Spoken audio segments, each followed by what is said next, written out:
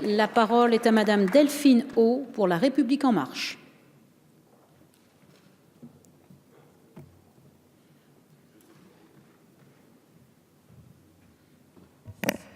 Madame la Présidente, Monsieur le Ministre, Madame la Présidente de Commission, Monsieur le rapporteur. Le 13 novembre 2015, des terroristes islamistes sèment la mort dans les rues de Paris. Au Bataclan, à la Belle Équipe, au comptoir Voltaire, à la Bonne Bière et au Petit Cambodge, 130 personnes sont assassinées et plus de 400 blessées.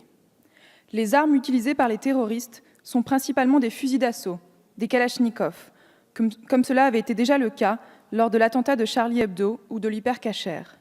Ces armes, achetées en Europe orientale, passées par la Belgique avant d'être utilisées en France, proviennent d'un trafic international, celui des armes légères et de petit calibre, un fléau qui ne connaît pas de frontières et qui touche tous les continents.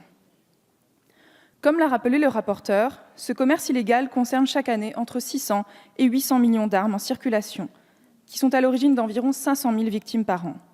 Il concerne également les conflits armés, où 80% des victimes civiles sont tuées par des armes légères et de petit calibre.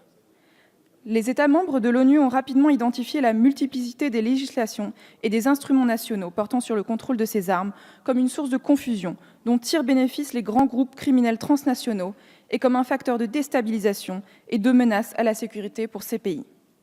Selon les régions du monde, le commerce illicite d'armes est facilité par le défaut de surveillance de l'État concerné, des phénomènes de pillage ou de conflits armés persistants. En Afrique, les conflits armés successifs et la porosité des frontières compliquent encore plus les contrôles. La dissémination de l'arsenal de guerre libyen, amassé pendant les 40 années du régime Kadhafi, arsenal qui comprend des dizaines de milliers d'armes importées durant les dernières années de ce règne, est une source majeure de déstabilisation. Ces armes sont vendues à un prix unitaire très bas à toutes sortes de groupes rebelles ou criminels d'Afrique de l'Ouest. La majorité des armes trafiquées qui arrivent en France proviennent quant à elles d'Europe centrale et orientale. Les gangs et le grand banditisme sont les principaux acheteurs d'armes venant de ces pays, et la France, l'Allemagne et l'Espagne en sont les premiers pays de destination. Le ministère de l'Intérieur estime que depuis 10 ans, environ 10 000 armes issues de trafics illégaux en provenance de l'étranger sont entrées sur le territoire français. Malgré la multiplicité des instruments, le commerce illicite des armes légères et de petit calibre ne faisait jusqu'à récemment l'objet d'aucune réglementation juridiquement contraignante.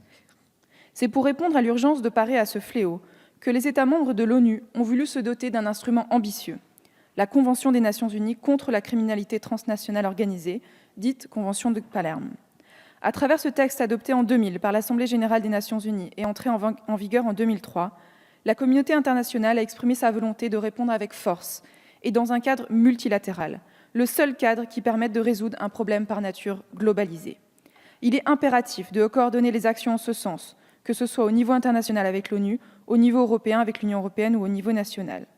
Cette convention a été complétée par 3 protocoles adoptés en 2002, le protocole contre le trafic illicite de migrants, le protocole visant à prévenir, réprimer et punir la traite des personnes et le protocole contre la fabrication et le trafic illicite d'armes à feu. La convention et le protocole visent à harmoniser les systèmes juridiques nationaux et à faciliter les procédures d'extradition. Plus précisément, les États se sont engagés à adopter une série de mesures de contrôle de la criminalité et à intégrer 3 éléments dans leur ordre juridique national. 16 ans après l'adoption des 3 protocoles, il est légitime de s'interroger sur le retard de la France pour adhérer au 3e protocole qui nous concerne aujourd'hui. Les obstacles administratifs et techniques bloquant cette adhésion ayant été levés dans leur grande majorité, il faut se réjouir de l'examen attendu de ce protocole devant le Parlement.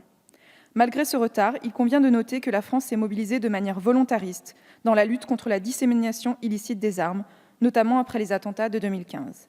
Elle est notamment partie à un certain nombre d'instruments juridiques, comme le programme d'action des Nations Unies, adopté en 2001, la stratégie de l'Union européenne de lutte contre l'accumulation et les trafics illicites, adoptée en 2005, qui valorise les actions de coopération vers les Balkans et la bande sahélo-saharienne, et le traité sur le commerce des armes, entré en vigueur en 2014, dont 94 États sont parties.